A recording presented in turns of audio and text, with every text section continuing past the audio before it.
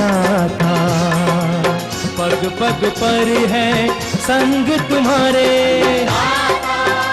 अन्नदाता। लहू किसानों का बन के पसीना सींचता है धरती का सीना। मेहनत का तेरी हक दिलवाने, नई तकनीक नई खोज बताने। पशुधन को गुणवान बनाना, पौध सुरक्षा को सिखलाना, खेती के सब गुर समझाने, भारत का सरताज बनाने। आठों पहर है संग तुम्हारे अन्नदाता, अन्नदाता। नमस्कार, मैं हूं आपके साथ निदा अहमद। आप सभी दर्शकों का अन्नदाता कार्यक्रम में स्वागत करती हूं। हर रोज की तरह कार्यक्रम में लेकर आई हूं खेतीबाड़ी से जुड़ी हुई बहुत सी लाभकारी जानकारियां। तो चलिए सबसे पहले देखते हैं क्या है विशेष आज के कार्यक्रम में। अधिक पैदावार हेतु कद्दू वर्गीय फसलों की वैज्ञानिक बुवाई तकनीक।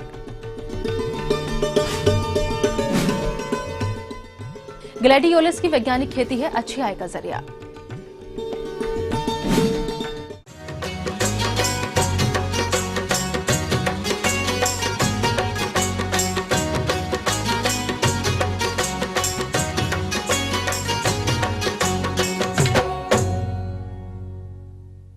हमारे प्रदेश के जो किसान भाई कद्दू वर्गीय फसलों की खेती करना चाहते हैं, वो इस फसल से अधिक उत्पादन प्राप्त करने हेतु उन्नत किस्मों का चुनाव कर किस तरह से करें, इसकी बुआई, इस विषय पर विस्तृत जानकारी हेतु आइए मिलते हैं कृषि वैज्ञानिक डॉक्टर आईएन शुक्ल से। किसान भाइयों, जैसा कि हम सभी जानते हैं, इस समय जायद का मौसम आ गया है और सब्जी जो जायद में उगाई जाने वाली होती हैं, उनकी बुआई का बहुत अच्छा समय चल रहा है।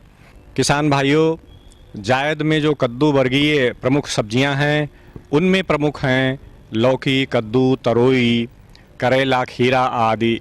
ऐसी कई सब्जियां जो आर्थिक दृष्टि से बहुत महत्वपूर्ण हैं और इन्हें शीघ्र बुआई करके हम जायद में अच्छा लाभ कमा सकते हैं। सबसे पहले बात करते हैं भूमि के चयन की।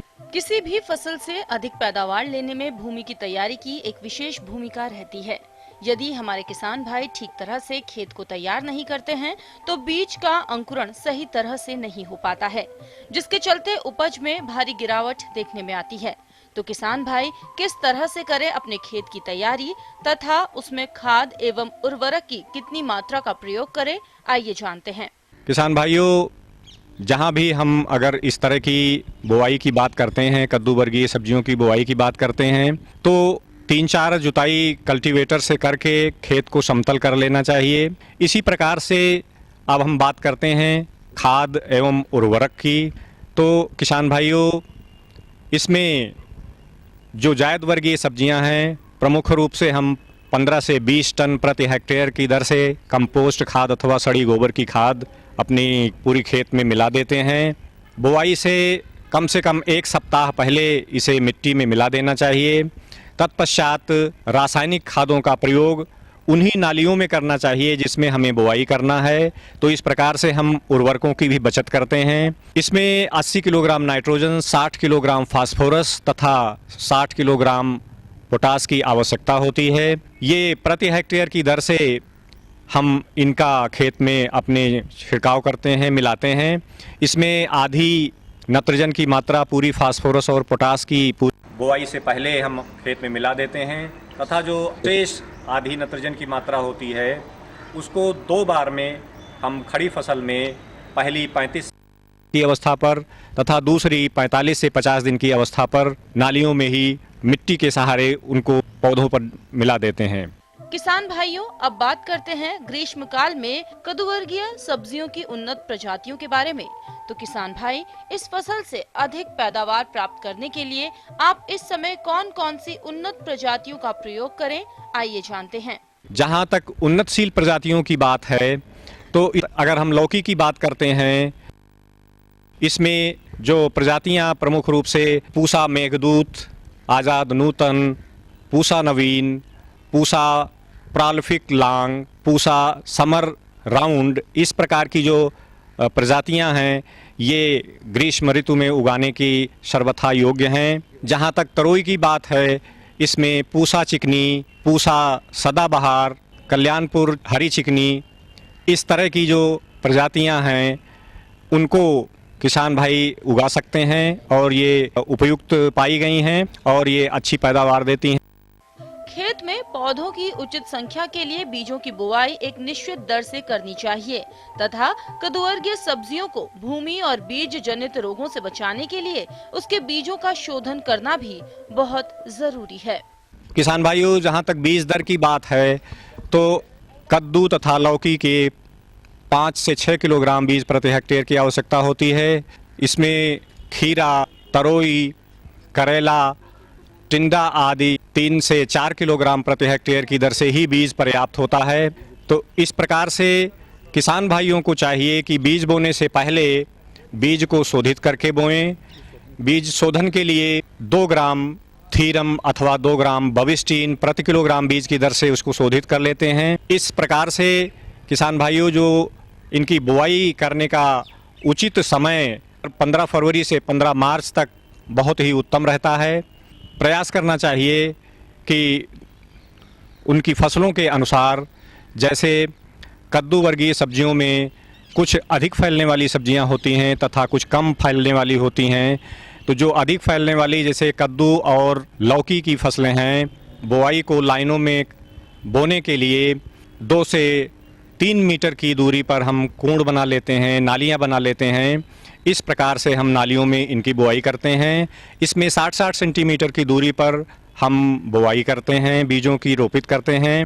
इसके अलग जो और अन्य सब्जियां, करेला, खीरा, तरोई आदि हैं, इनकी 1.5 से 2 मीटर की दूरी पर नालियां बना करके उनके सहारे बुआई करते हैं। जहां तक नालियों में बुआई करने की बात है, इसमें बुआई करने से सिंचाई की जो हमारी आवश्यकता है उसे पूरे खेत में न लगा करके हम नालियों में ही सिंचाई करने से पानी की बचत होती है।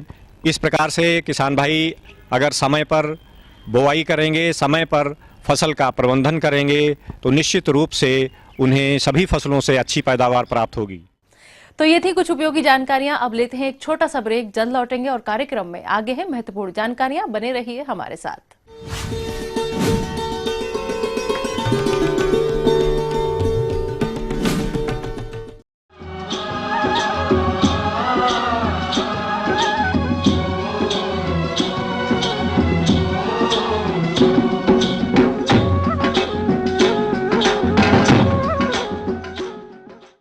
ब्रेक के बाद आप सभी दर्शकों का स्वागत है। चलिए अब रुक करते हैं अगली कड़ी की ओर।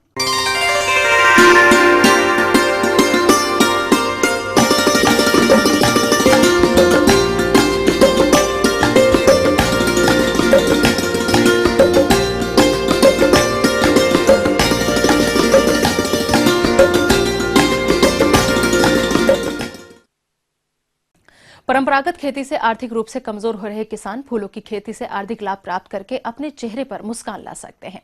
किसान भाइयों, वर्तमान समय में बाजार में ग्लैडियोलस फूलों की काफी मांग है और ऐसे में ग्लैडियोलस फूल की खेती आधुनिक तरीके से करें तो परंपरागत खेती की तुलना में आप ज्यादा आय कमा सकते हैं। तो ग्लैडियोलस फूल की उन्नत प्रबंधन किस तरह से करें, इस बारे में विस्तार से जानकारी दे रहे हैं एक बागवानी विशेषज्ञ डॉक्टर रूपाली शर्मा। किसान भाई बहुत से परंपरागत खेती करते हैं, जैसे गेहूं, सरसों, चावल। इसके अलावा अगर वो फूलों की खेती करें तो वो उससे दुगना तिगना फ़ायदा उठा सकते हैं। जैसे ग्लैडुलस जो है ना, आजकल बुके वगैरह में या फिर ब्यूटिफिकेशन के लिए, सजावट के लिए बहुत यूज होता है। ये दिखने में बहुत सुंदर फ्लावर्स होता है। और ग्लैडुलस का जो हम प्रोपोगेशन है वो हम कंद से करते हैं। कंद को हम इंग्लिश में कॉम्स भी कहते हैं, जो प्याज की तरह होते हैं। तो हम इनको अक्टूबर नवंबर के मंथ में कॉम्स की सोइंग करते हैं। ग्लैडुलस को लगाने से पहले हम अपनी भूमि को कैसे तैयार करते हैं ये हम बताते हैं। पहले भूमि को तैयार करने के लिए हम उसमें अच्छे से सड़ी हुई गोबर की 50 टन खाद पर हेक्टेयर गोबर की खाद को हम अच्छी तरह से मिक्स कर लेंगे। उसके बाद हम यूरिया जो डालेंगे वो 600 किलोग्राम प्रति हेक्टेयर के हिसाब से हम यूरिया डालेंगे।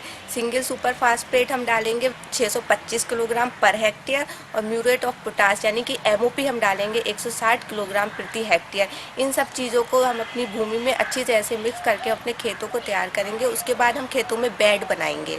बेड बनाने के बाद हम इनकी जो स्पेसिंग रखेंगे, अगर हमें क्वालिटी इंप्रूव करनी है तो हम स्पेसिंग रखेंगे 25 बाई 25 सेंटीमीटर। अगर हमें ज़्यादा फूलों की खेती करनी है, कम स्पेस में हमें ज़्यादा फूलों की खेती करनी है, तो हम अब इसकी स्पेसिंग कम भी रख सकते हैं, 15 बाई 15 पर भी हम इन फूलों को लगा सकते हैं।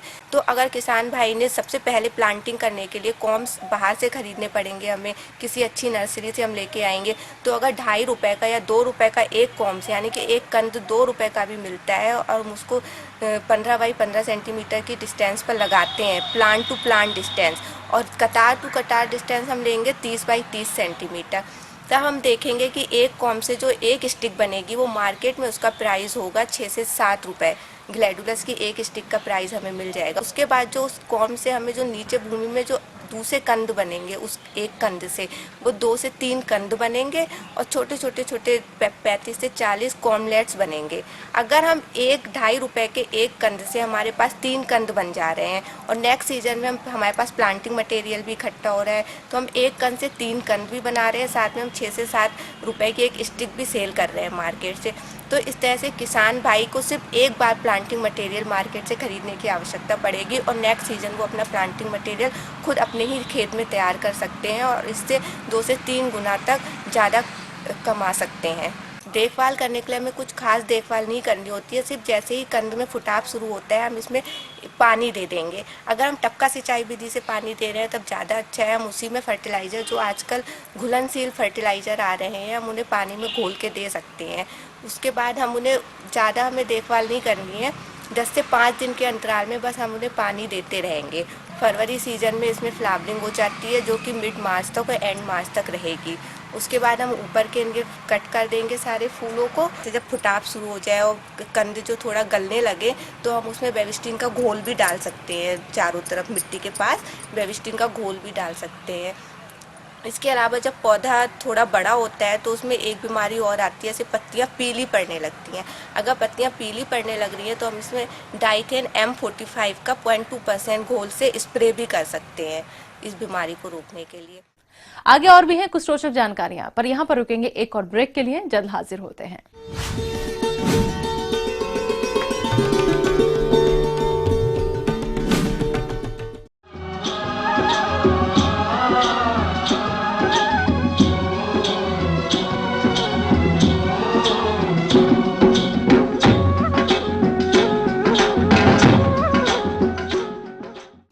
ब्रेक के बाद एक बार फिर से आप सभी दर्शकों का अन्नदाता कार्यक्रम में स्वागत है। बढ़ते हैं अगली प्रस्तुति की ओर।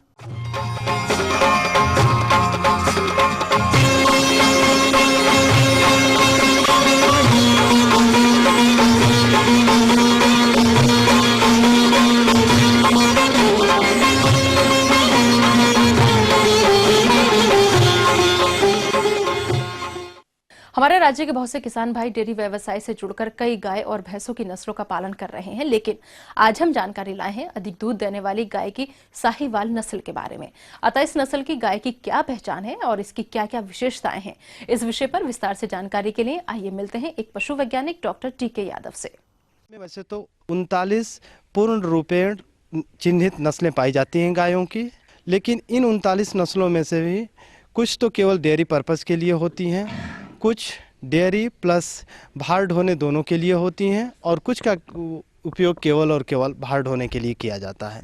हमारे देश में प्रमुख रूप से 4 नस्लें ऐसी हैं जिनका कि हम डेयरी के उपयोग में लाते हैं। उन चारों में से पहला स्थान है साहीवाल का, दूसरा गिर, तीसरा थारपारकर और चौथा रेड सिंधी है। साहीवाल की बात अगर हम करें किसान भाइयों, तो ये साहीवाल गाय का उत्पत्ति स्थान पाकिस्तान के साहीवाल जिले के मोंटगोमरी नामक स्थान को माना जाता है।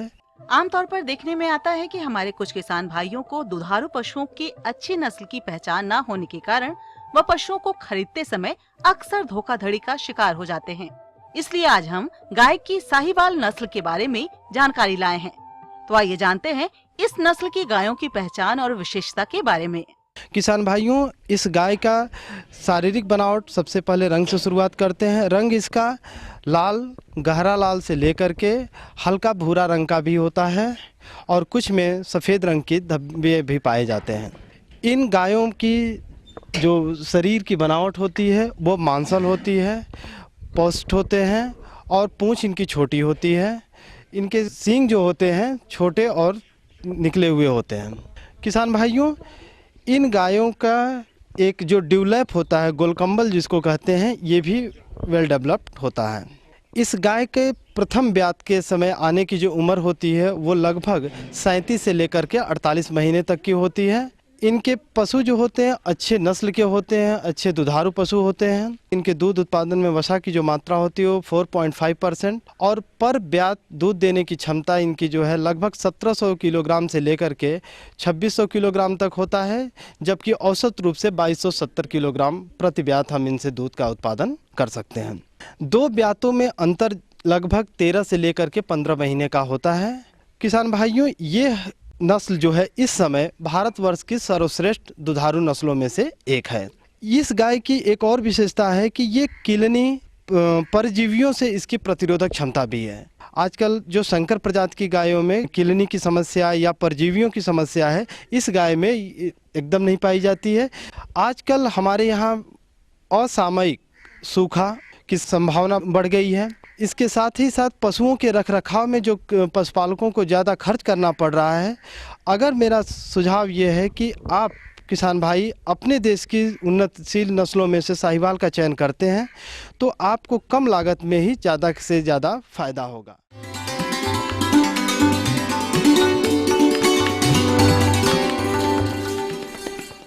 अन्नदाता हेल्पलाइन निशुल्क फोन संपर्क सेवा के माध्यम से आपके द्वारा पूछे गए कृषि से जुड़े प्रश्नों में से 1 या 2 महत्वपूर्ण प्रश्नों को हम अपने कार्यक्रम में शामिल करते हैं। इसी के तहत आज का चयनित प्रश्न और उसका जवाब इस प्रकार है। अन्नदाता निशुल्क फोन संपर्क सेवा के माध्यम से कार्यक्रम में आज जो प्रश्न हमने शामिल किया है उसे पूछा है जिला सीवान से अमित श्रीवास्तव जी। आप मेंथा की नर्सरी तैयारी और रोपाई प्रबंधन पर जानकारी चाहते हैं। तो अमित श्रीवास्तव जी, आपकी जानकारी हेतु देखिए हमारे कार्यक्रम का यह अंश। मेंथा का फसल लगाना एक बहुत बढ़िया विकल्प है और किसानों को इससे आमदनी भी अच्छा मिल जाता है और साथ ही साथ खरपतवार में जो लागत आती है वो भी कम पड़ता है। और जहाँ की मिट्टी का पीएच मान जो है 6 से 7.5 हो पीएच मिट्टी का, उसमें अच्छी तरह इसकी पैदावार होती है। तो किसान भाई ये जान ले कि इसका प्रवर्धन सकर्स द्वारा किया जाता है। और सकर्स जो है पुराने जो हमारे मेंथा की फसल है 1 साल का पुराना पौधा, उसके जड़ों को अगर उखाड़ कर देखेंगे तो उसमें सफेद सा जड़ जो होगा उसी को लेना है और जड़ बिल्कुल स्वस्थ होना चाहिए, रोग मुक्त होना चाहिए तथा सफेद होना चाहिए। मेंथा की अच्छी पैदावार लेने के लिए जरूरी है कि इसकी उन्नत किस्मों की खेती की जाए और अपने राज्य हेतु मेंथा की अधिक उपज देने वाली प्रमुख प्रजातियां इस प्रकार हैं। हिमालय, कोसी, गोमती, कुशल शिवालिक तथा डमरू इत्यादि। इनका औसत उत्पादन लगभग 30 से 40 टन प्रति हेक्टेयर प्राप्त होता है। इसकी बुआई के लिए सकर्स की मात्रा इस प्रकार होती है। 1 हेक्टेयर अगर हम खेती करना चाह रहे हैं तो उसके लिए 4 से 5 क्विंटल प्रति हेक्टेयर की आवश्यकता पड़ती है। और जो सकर्स है वो 6 से 7 सेंटीमीटर लंबी होनी चाहिए और साथ ही साथ इसमें 1 आंख अवश्य होना चाहिए। पुदीने की बुआई 2 विधियों द्वारा की जाती है। पहला नर्सरी तैयार करके तथा दूसरा मुख्य खेत में सीधे बुआई कर सकते हैं। यदि नर्सरी तैयार करके बुआई करनी है तो आइए नर्सरी तैयारी करने की विधि के बारे में जानते हैं। अब आई इसकी नर्सरी तैयार करने की, तो किसान भाई ये समझ ले कि जो खेत की मिट्टी है उसकी भुरभुरी बना ले, 2-3 बार उसको जुताई करे और साथ ही साथ उसमें पाटा भी चलवा दे। और इसमें अंतिम जुताई से पहले इसमें 15 से 20 टन सड़ी हुई गोबर की खाद अथवा कंपोस्ट को मिलाए और उसके बाद उसमें जो है कृमि नाशक या जो मिट्टी जनित कीड़े हैं उसके बचाव हेतु 10 क्विंटल जो है अपना नीम का खल्ली आता है उसको मिट्टी में अच्छी तरह से मिला दे। जो खेत है उसको क्यारियों में भाग दे। अगर नर्सरी विधि से हम अगर पौधे को लगा रहे हैं तो नर्सरी को जो लगा रहे हैं हम उसको 5 से 10 फीट जो है उसको बना ले खेतों को और उसमें जो उसकी मेड़ है उसको 1 फीट ऊंचा रखे और उसमें पानी बिल्कुल धान की तरह ही भर दे। और साथ ही साथ इसमें जो है 50 किलो गोबर की खाद 5 × 10 फीट जो हम क्यारी बना रहे हैं उसमें अच्छी तरह से उसमें मिला दें, और उसकी धान की तरह से पानी जब हम लगा देते हैं क्यारियों में, तो सकर्स को है उसको बस छिड़क देना है, छिड़क करके उसमें छोड़ देना है। तो आप देखेंगे कि मेंथा जो है अच्छी तरह से इसमें जड़ें आ जाती हैं। अब जानकारी लेते हैं रुपाई किए जाने वाले मुख्य खेत की तैयारी के बारे में, क्योंकि फसल की पैदावार खेत तैयारी व उर्वरक प्रबंधन पर ही निर्भर करती है। इसका सही प्रबंधन नहीं होने पर उपज पर विपरीत असर पड़ता है। जैसे कि इसकी खेती के लिए 150, 60 और 40 NPK केजी प्रति हेक्टेयर की आवश्यकता होती है। सदैव जो है मिट्टी में नमी बनी रहनी चाहिए इसकी खेती के लिए। अब बात करते हैं तैयार पौध के मुख्य खेत में रुपाई की। पुदीना की रुपाई करते समय पौध से पौध के बीच की दूरी 20 सेंटीमीटर तथा कतार से कतार के बीच 35 सेंटीमीटर की दूरी रखनी चाहिए। इससे पौधों की बढ़वार अच्छी होती है। इस प्रकार किसान भाइयों, यदि आप बताई गई तकनीकों द्वारा मेंथा की खेती करते हैं तो इससे अच्छी पैदावार लेकर अच्छा मुनाफा प्राप्त कर सकते हैं।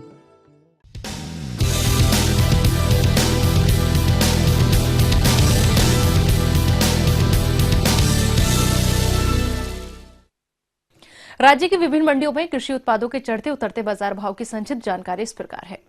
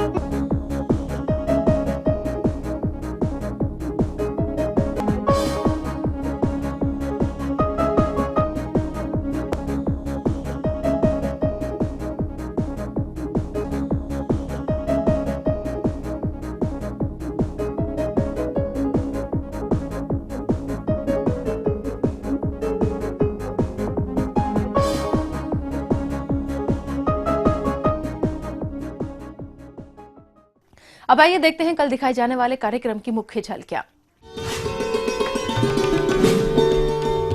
अधिक पैदावार के लिए बसंतकालीन गन्ने की उन्नत किस्में व वैज्ञानिक बुवाई तकनीक।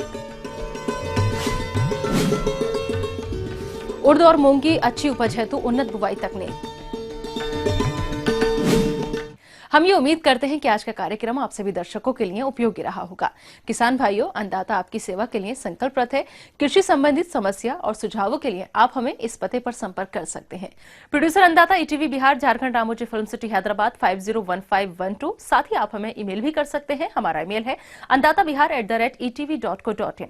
इसके अतिरिक्त आप हमें निःशुल्क हेल्पलाइन नंबर 180010084599 पर सोमवार से शनिवार सुबह 10 से शाम 4 बजे के बीच संपर्क कर सकते हैं। फिलहाल अन्नदाता की पूरी टीम को दीजिए इजाजत। कल फिर इसी समय आपसे होगी मुलाकात कृषि संबंधित कुछ और महत्वपूर्ण जानकारियों के साथ। नमस्कार।